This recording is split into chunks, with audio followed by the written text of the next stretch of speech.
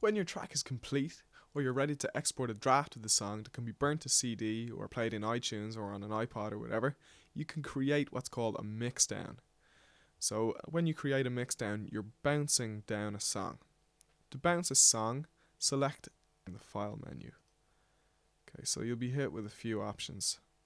A lot of them have to do with quality, so we'll just focus on the first panel here. So the rendered track chooses which track is actually going to be bounced out. If you choose master, you'll be given a WAV. When it's finished bouncing, you'll be given a WAV that contains exactly what you've been hearing through the speakers when you play the master channel, which is probably what you want. But you can also choose to output a single track. So if I wanted just the bass line, I choose sub bass, and it would bounce out a WAV of the sub bass track.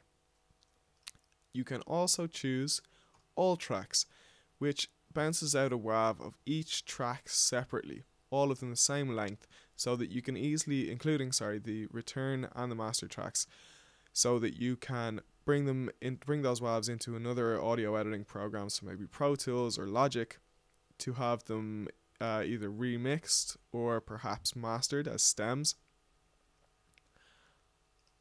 But we'll leave it on master for now.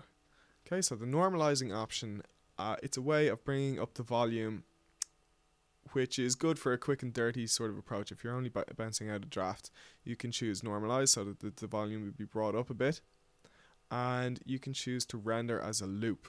So if, like in this song, we've got this echoing figure on the rubber melody. Okay, so even after you press pause or stop, you'll continue to hear that melody echo on, because there's a big there's a ping pong delay on that channel, which with a fairly high feedback level, which means that there will be a lot of repetitions before the sound dies away. So bouncing as a loop, if we were to bounce a single repetition of that rubber melody, so to bounce a section of a song, just highlight it in the arrange view. So if we were to bounce a single repetition of the rubber melody as it is, it would bounce exactly what is played from this point to this point, but not what's played after. So essentially those echoes, those repetitions of the rubber melody would get cut off.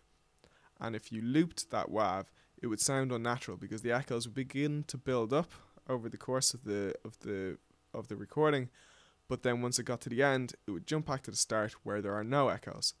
Rendering as a loop takes that into account and adds those echoes that would have been here to the start of the loop, like this. So when you play it and it's repeated, those echoes will be taken into account. When you set your bouncing options up, just hit OK. You'll have to choose a place to bounce them out, and hit save, and you'll get a WAV which you can then bring into iTunes or burn to a CD or whatever it might be.